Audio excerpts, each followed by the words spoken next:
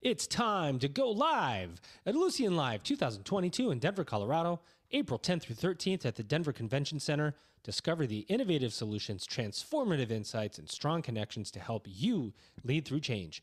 Register at Ellucian.com/EllucianLive and catch Elvin and I recording on site live. We can't wait to see all of you. It's time.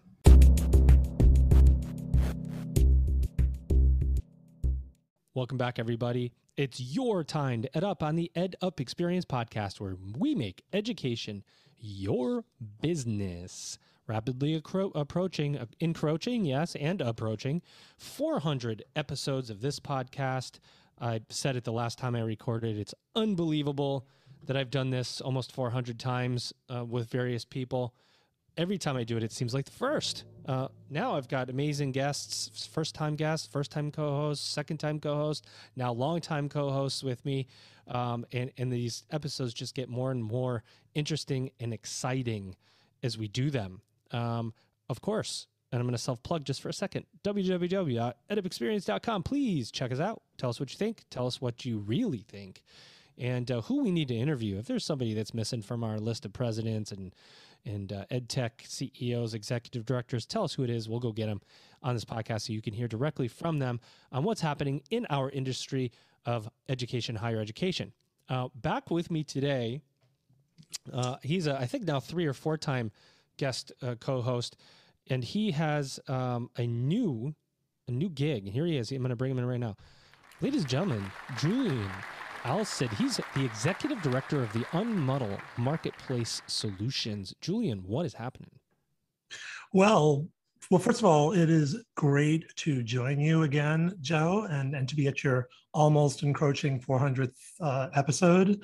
So Untitled is, as you know, an innovative marketplace that connects learners and employers with a network of leading community colleges, and we've now reached a point of maturity where we've actually been able to create, and I'm now overseeing, a business services group that will work with employers who want to build resiliency and flexibility into their talent development and sourcing, and colleges who want to position their offerings to sort of boost and diversify the talent pipeline. So it's really exciting. It's like, and you got a new gig, right? It is a new gig, and how do these players play in this newfangled marketplace we call Untitled? Yeah, so you're going to oversee what's happening in the marketplace. It's a new gig for you. I love it that you're going to bring new perspective even than you didn't have before, or maybe even it evolved from your work into this episode. Because I think we have a pretty incredible guest, and I got to find the appropriate way to bring him in. Let me see if I can find the right. Here he is. Here he is, ladies and gentlemen. Yeah. His name is Jim Wall. He's the executive director. Do you like that one? I like it. He's an executive director at the Smart Automation Certification Alliance. Yeah. Jim, what's happening? Hello, Joe. It's great to be with you today. Do you like the yeah button, Jim? Oh, that's great. Yeah, I love it. Yeah. I think there was no more appropriate button for you than that. Jim, welcome to the show. So much that we want to talk with you about, but set the stage for us, for those that have not heard of or been aware of the Smart Automation Certification Alliance. What is, and do you call it SACA for short, or right. How to use your moniker? Tell us about it. So yes, the Smart Automation Certification Alliance is an organization that is a nonprofit educational foundation that was formed by a number of industry leaders with a primary mission to help develop skill standards and certifications around the whole world of Industry 4.0 related technologies. These technologies are transforming the way we do business and really impacting all occupations and that kind of thing going forward. So, there was a need for a new organization that could just focus on these 4.0 technologies, and the whole goal is that these standards and certifications can be used as tools for communities to create more pathways to get more people with these skills, so that we have companies that can effectively use these technologies and be as competitive as possible. Yeah, I was digging around the website, and one of the things that I found really interesting is the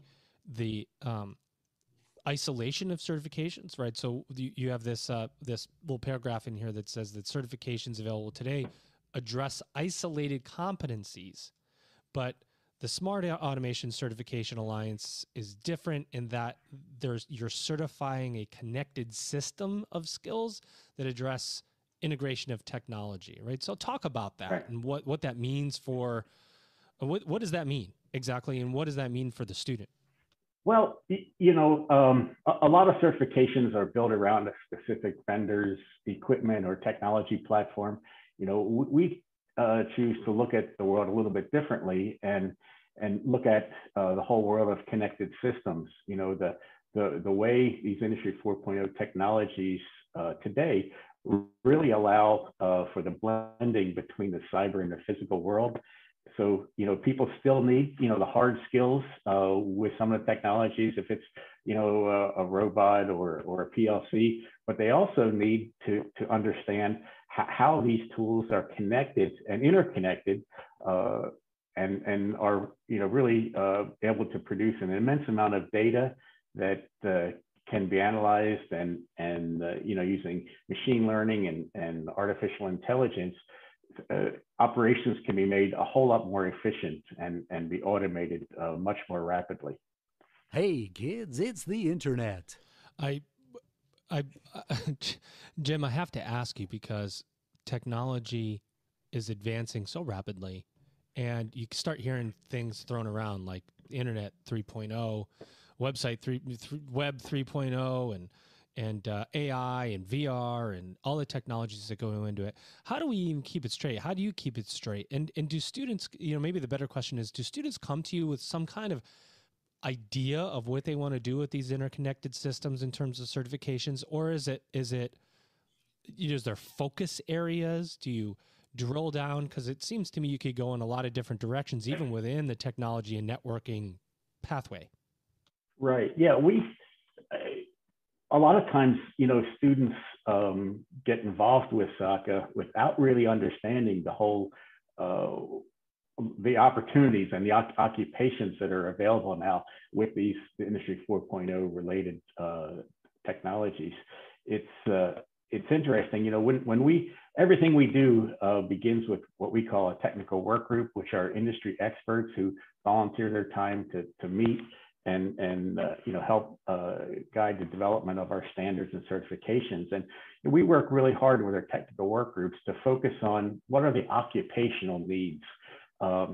What's going to make a person a better employee, and within those occupations, what are the different skills, competencies, and knowledge indicators and performance indicators that are going to separate the knowledgeable person from a person that isn't maybe as technically knowledgeable. And I think by focusing on the needs of an occupation, we really look at things in a little bit broader aspect instead of just a narrowly defined path that might be related to a specific technology platform or equipment, but really looking at what does it take to get that person prepared fully to be successful in an occupation. You know a little bit about that, right, Julian, in terms of skills, marketplace, solutions, preparation?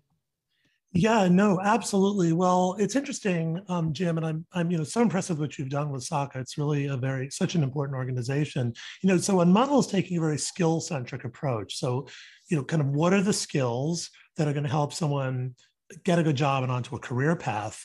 And I have so many questions, but I'm curious to know, like, how do you find the subject matter experts for your technical work groups? Let's start there. Well, we try to reach out to companies that are on the leading edge of that particular technologies, and in terms of the Industry 4.0 scene, if you will, it's been really interesting. We've had a lot of interest from industry. In all the years I've been involved in standards development and certifications, getting industry to the table historically has been, one of the challenges, because everyone's busy, everyone's lean, no one has time for another meeting. But when it comes time to the Industry 4.0 related areas, there's such a need in industry. Companies are really looking for solutions that in many cases aren't out there yet. and every company has workforce needs that are paramount.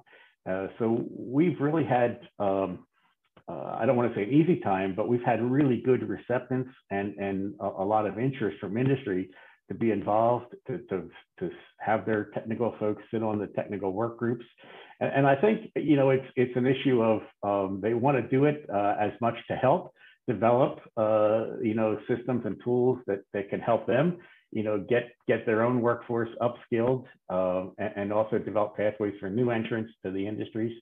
But also, I think, they might have a selfish interest because they want to hear from other folks from companies around the table to see how other companies are handling these issues, because it is, there's just a huge rapid change in the environment in industry today.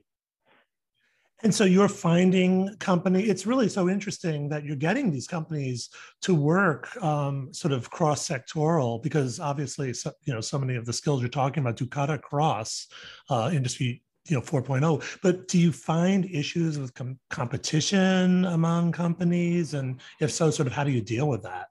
Or are they just also bought into the notion that, they all need it and they all want to learn from one another? Yeah, no, generally, we don't really run into issues with competition.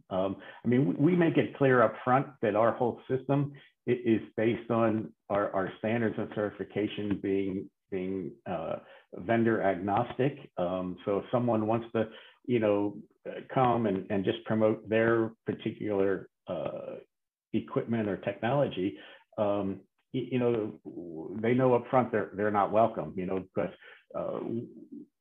a lot of people, see the value in coming together as an industry and working to develop an industry-wide standards and certifications. And many of the companies that have been involved with us and have served on our technical work groups have internal company-based certifications of their own, but they recognize that the world is bigger than their own corporate interests, and they think it's really important to be involved and be involved in an industry-wide effort. So we're really happy about that approach. We're going to also need a judgment on the cross-sectoral. Is that a real thing, Julian? Or did you make that up? Cross-sectoral, or is it cross-sector? I don't know if we're going to need a judgment, Jim. What do you think? Cross-sectoral or cross-sector, Julian? I've heard both. I use both. Julian, are you there? Or you said cross-sectoral and you took off? No, I'm still here. I was hiding behind my mute. Well, yeah, I use both as well, but if I have to go and hide in a word jail for using cross-sectoral, I guess I could. All right, we're going to give it to you. We're going to give it to you. Cross-sectoral is a real thing. We're going to look it up later. Thank you. Go ahead. I just what do I win? I was just like, cross-sectoral. I think I'm going to start using that maybe. Go ahead, Julian. Sorry to take over. No, not at all. Well, yeah, you may have to interrupt me though with my questions, because I'm like so interested in what Jim and SACA are doing. I can do that pretty well if needed. Well, let me try one more then before I toss it back to you, which is, I'm super interested, Jim, in how SACA is basically deploying sort of modular certifications. Can you speak a little bit to that a bit and kind of how do your certifications work, build, stack, connect, et cetera? Right. We have a whole sort of system that's based on having stackable micro-credentials. And the whole idea of micro-credentialing really came out of our first technical work group meeting back in 2017, when we were having the industry folks try to visualize for us what kind of system would work in their companies in terms of upskilling their existing workforce. And overwhelmingly, the response came back, hey, we need something that's very modular in nature, that we can send people for short-term amounts of training, and maybe they could get a certification tied to that short-term training.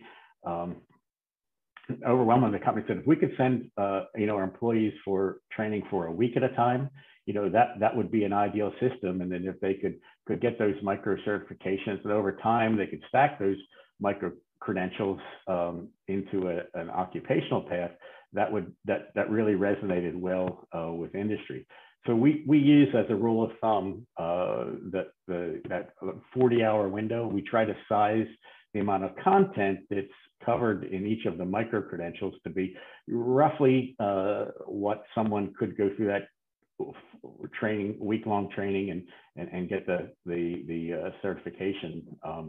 And the whole concept of micro credentialing sort of works really well in industry, but it works really well in education too, because it's much easier to embed those individual micro credentials in individual courses. And for some other types of certification, the large body of knowledge that an individual needs to have before they could sit for the certification exam oftentimes means that they might need multiple courses or multiple semesters of education and training before they're ready for the certification. With these micro credentials, they can do it piece by piece as they're moving through their program. And we think it's a great way for students not only to be earning industry recognized credentials as they're moving through a technical college program, but also they're getting continuous recognition that they're making progress towards their career goals. So the whole concept of these stackable micro credentials seems to be working very well, both in industry and on the education side. Jim, let me ask this. This may be just a dumb question, but when I'm looking through this, and if I hear somebody just say smart automation to me, and I'm hearing the word automation, and I'm going, that means less people, doesn't it?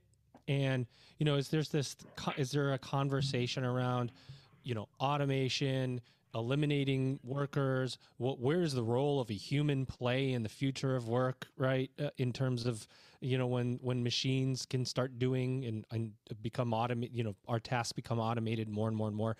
How do you balance out the people and the machine process? Like, how do you sell that to people and say, hey, look, we still need human beings in these automation processes. But you know what I mean? That's got to be a conversation around what's automated, what's not, how the human plays a part, what certifications they need, what they don't, so on. Yeah, I mean, I think it's analogous to the argument that was made about computers years ago. The computers are going to be replacing people, and we weren't going to need people anymore. And I think it's the same. I see it as sort of the same situation with automation. Yeah, automation does many times can be used to eliminate dangerous operations or using robots for heavy lifting and those kind of things. But automation also creates, on the other hand, a whole lot of different jobs that now, probably an awful lot of Americans have never heard of. That these jobs are being created because of the Industry 4.0 technologies to be able to automate the collection of data, the analysis of data. People still need to act on that data. And I think, with these new technologies, we need a lot more people with different skill sets than we have in the past. And there's a huge need to update the skill sets of the existing workforce in most companies across America. Hey, everybody, head over to www.edupexperience.com, our website, where you're going to find all of the episodes that we've recorded categorized so that you can ensure that you're spending your time listening to the podcasts that are most important to you. You're going to see the reviews of our podcasts, the shows in our network, our partners, and a section on starter episodes. If you're new to the EdUp experience, listen to those starter episodes and get a feel for how the podcast has evolved over time and our impact in the world. www.edupexperience.com. Talk to me about the students a little bit.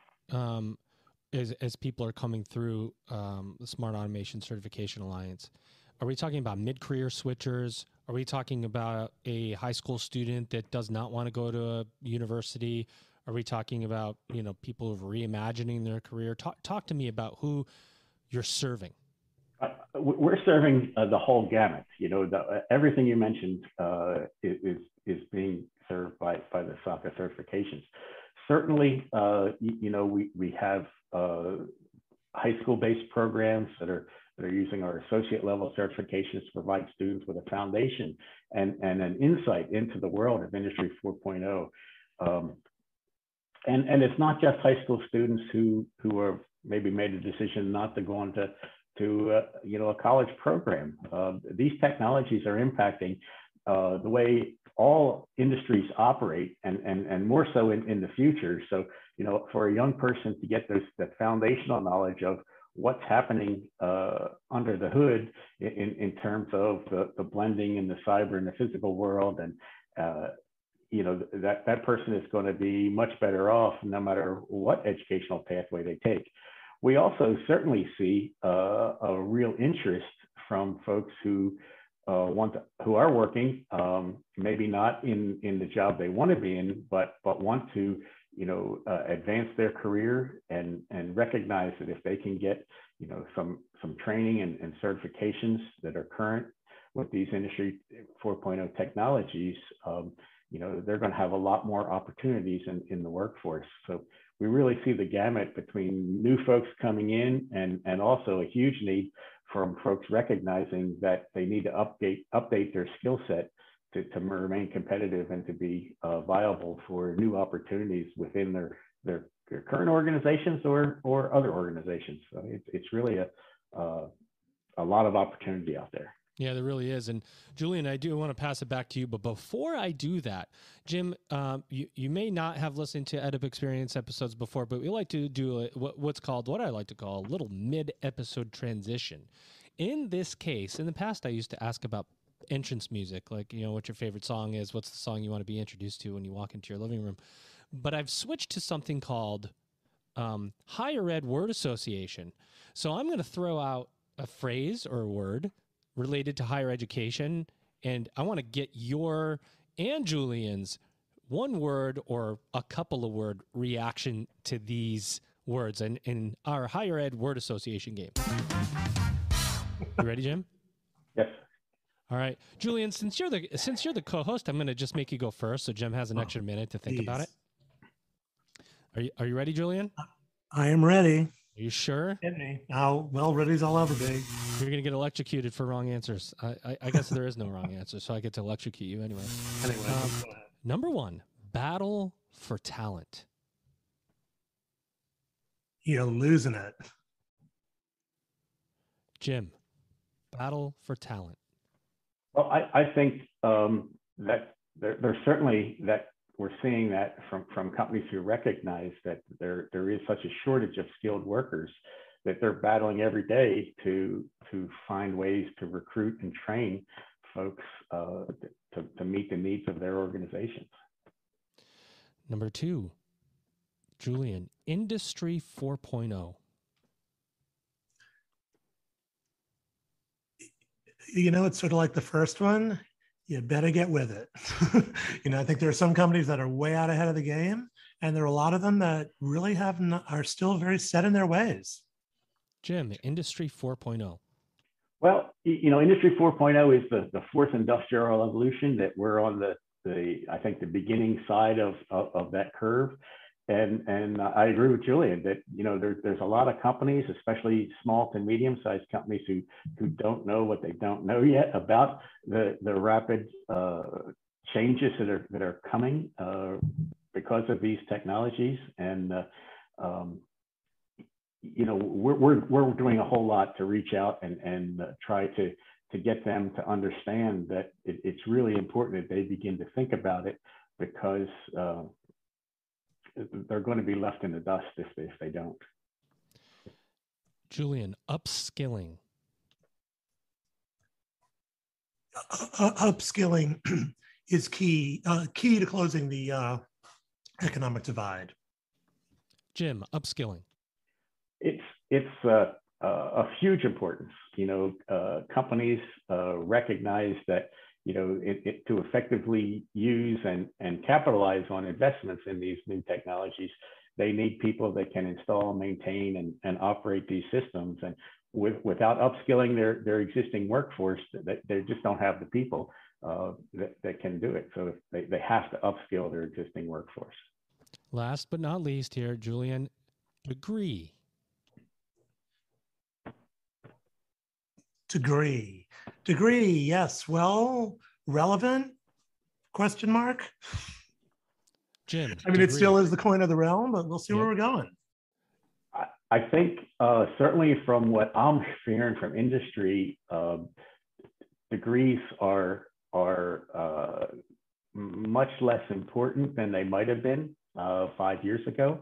You know, people in industry are really looking for people that have the skills and abilities to do the job, and you know, not to take anything away from degrees, but their importance, I think, is declining in terms of their effectiveness.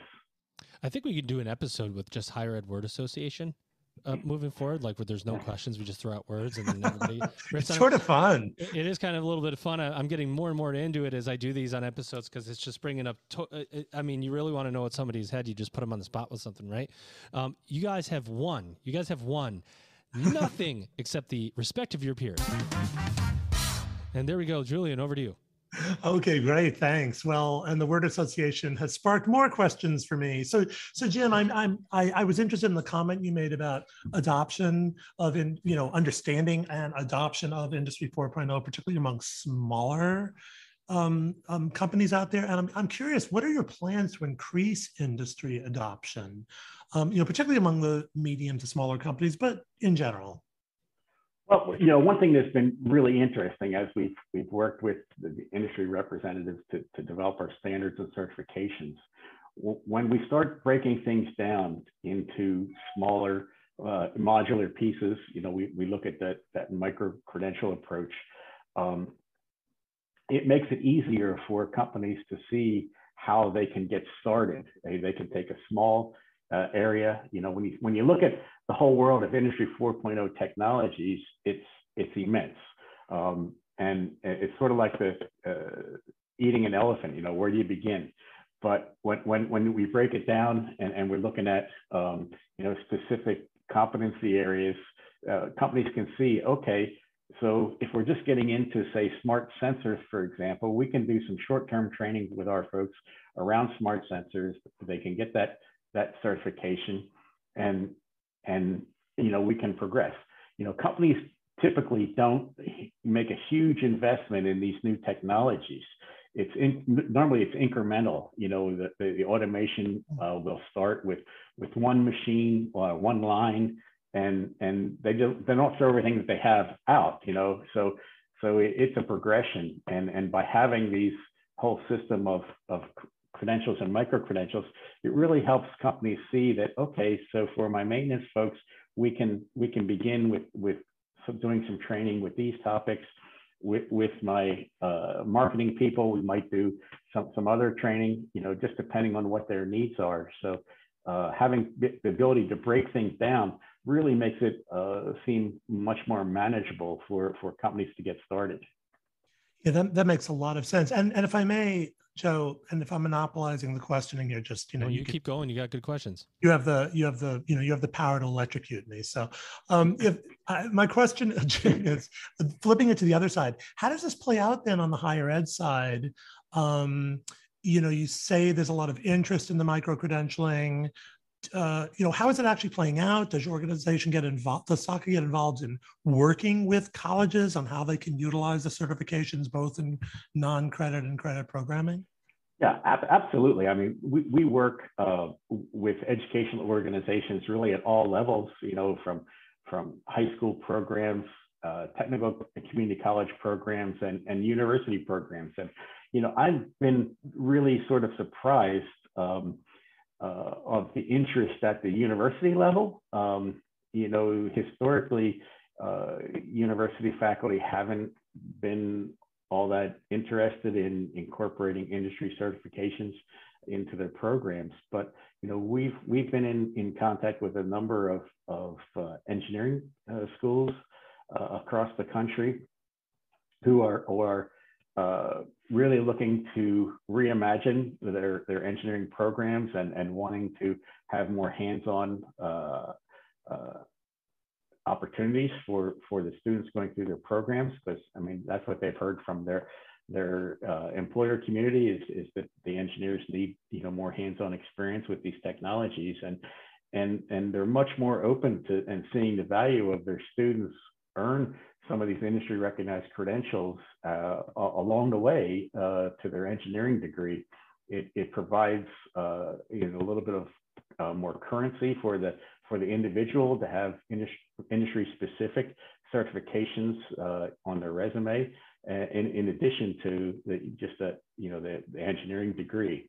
And that's sort of been remarkable in the last few years, that there's been a palpable change in interest at the higher ed level.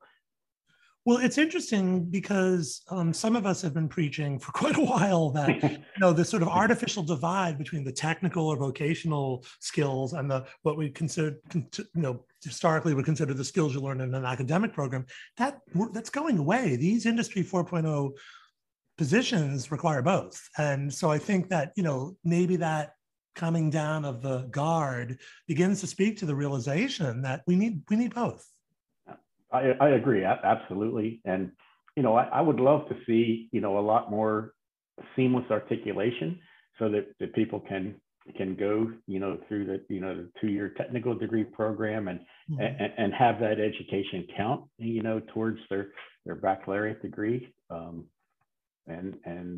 I think sometimes industry certifications can be the vehicle to do that articulation. Definitely. I was going to tell you, Jim, the funny thing about that, just jumping in at articulations. I mean, you want to talk about higher ed's failure to serve. It's usually in our articulation agreements. The program mapping, the bureaucracy that exists in granting credit for prior learning. There's some schools that are really good at it, right? There's some schools that are really good at saying, hey, look, you have experience, you have these certifications. It's going to be X credits, and you can reduce your cost and time to degree by Y. And there's a lot of people within higher ed, deep within, that don't like to do that kind of stuff for a bunch of reasons. One, you can complain all day that these things don't match up with curriculum. It really depends on if you want to make them match up, if you want to grant the credit or not. Higher ed has the ability to do whatever the heck it wants when it comes to that. And sometimes it just doesn't happen. And so that's where the bridge fails is... You know what I mean? It just sometimes it's so hard to create that seamless articulation not because of the industry side, but because of the higher ed side. Yeah, I agree. And one of kind of my pet peeves with a lot of articulation agreements is that many times the schools will accept the credit, and they'll show the credit on the transcript, but those credits don't necessarily count in terms of degree requirements. So they end up being almost worthless, on the higher ed side of things. It's nice to get that transcripted credit, but if it doesn't count for a degree requirement, something's wrong. Well, that's because we're misleading that individual. Right, like that individual should never choose that college, because what that college is doing is saying, come into our pipeline, but we're going to charge you the same amount we would have charged you if you didn't have those classes. We're going to just give you this credit that doesn't mean anything to get you here so that we can then charge you full price for the rest of the degree. If it doesn't count towards the degree, that's what I would tell students. It doesn't count towards the degree, then go somewhere else. I mean, there's so many choices out there now. You just wonder that if you're going to, because you hope that people who are getting certifications, if you're getting these automation certifications and they want to go into IT manager and they want to go into technology or engineering, there should be a defined pathway for them that is easy, right? If it's hard, they're just going to go somewhere else. Right, exactly. And unfortunately, young people and their parents don't necessarily know what questions to ask until they've already made the decision, and they get to the university and find out once they're there that those credits don't really count. People don't really have sometimes the information to ask the right questions ahead of time. We need to do better about making things more transparent. Yeah, well, and there's a lot of talk about stacking and chunking of credentials. It's really been like all the rage for the last few years, and most higher institutions are just not really set up to make it happen. It's just not. They're still pretty set in the traditional paradigm.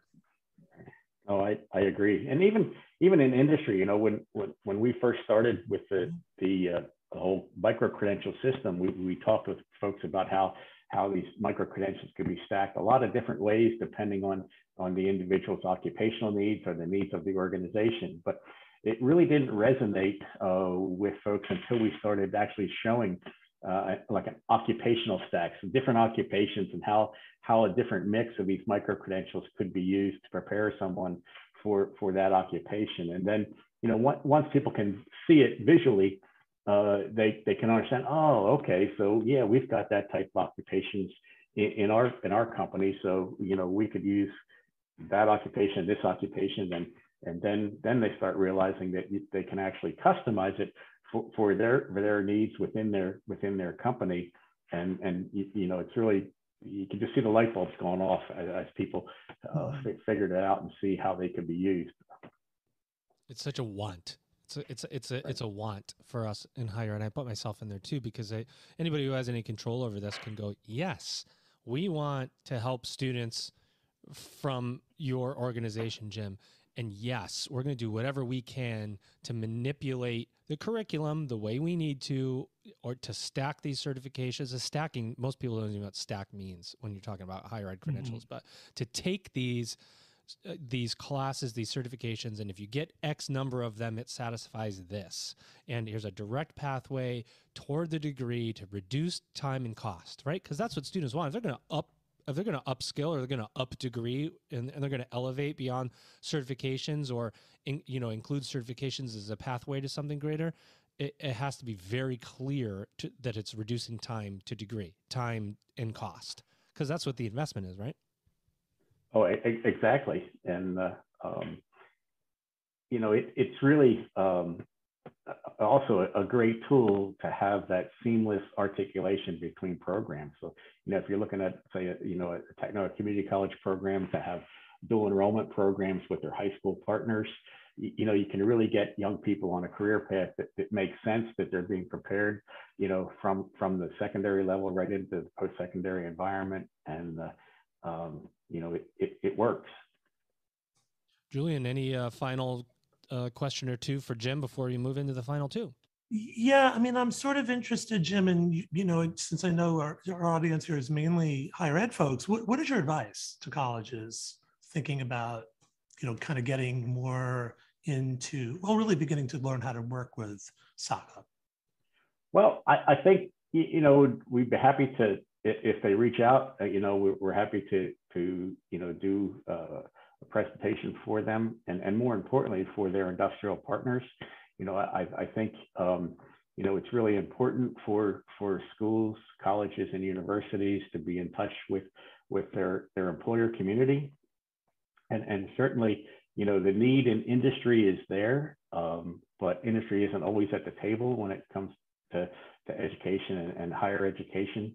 And by getting involved with SACA, they can see that the number of companies and the high level companies that have been involved in helping to develop these standards and certifications.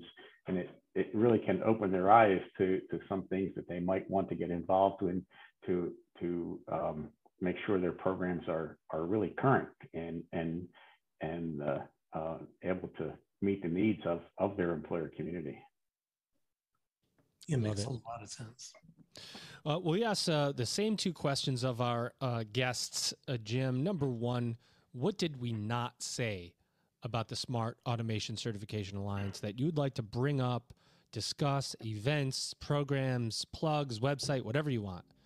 And then two, what do you see as the future of higher education and skills development?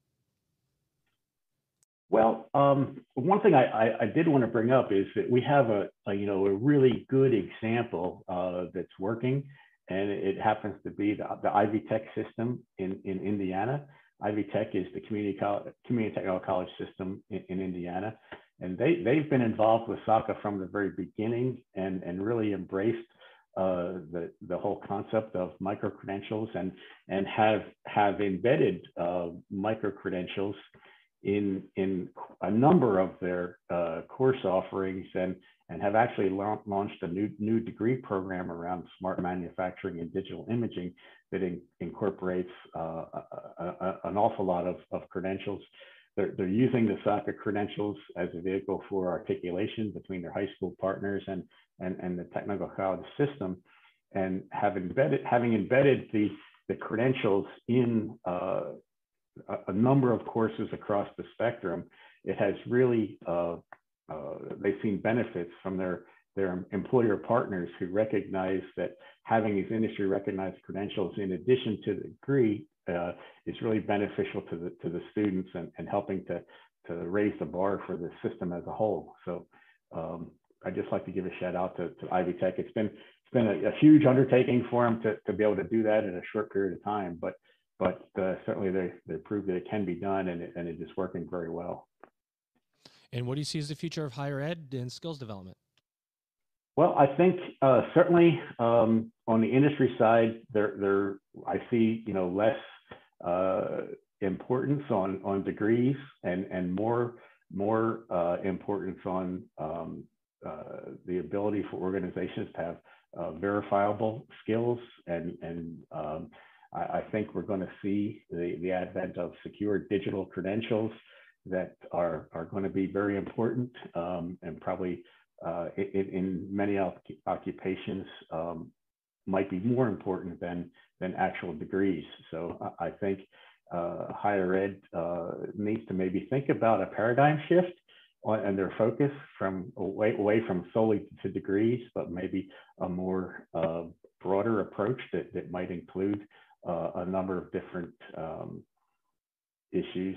It could be industry credentials. It could be other activities that could provide a way for individuals to demonstrate their competence. Love it. Julian, what do you think about all that?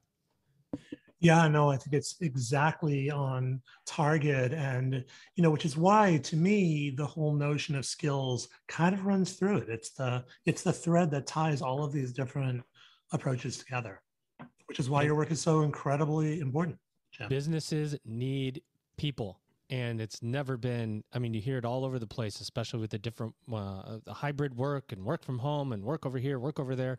There's just a lot that companies have to do to ensure that they're retaining their employees. And one of the ways is to get them the skills, to invest in those employees of the future, provide tuition assistance, and so on. A topic we're going to continually talk about in a rapidly changing post-coronavirus, I don't say post-coronavirus, during and hopefully soon post-coronavirus workforce. And I got to say, Jim, you've been an incredible guest today. Ladies and gentlemen, first, before I get to Jim, my co-host, Julian Alcid, he's Executive Director of the Untitled Marketplace Solutions. Julian, thanks for coming back again, my friend. Yeah, thank you so much. Really enjoyed this conversation with both of you. And my guest today, his name again is Jim Wall. He is the Executive Director of the Smart Automation Certification Alliance. Jim, it's been an honor to talk with you today. Hey, it's been great to be with you too, Joe. Thank you. Ladies and gentlemen, you've just EdUp'd. It's time to go live at Lucian Live 2022 in Denver, Colorado, April 10th through 13th at the Denver Convention Center. Discover the innovative solutions, transformative insights, and strong connections to help you lead through change. Register at Ellucian.com/EllucianLive and catch Elvin and I recording on site live. We can't wait to see all of you. It's time.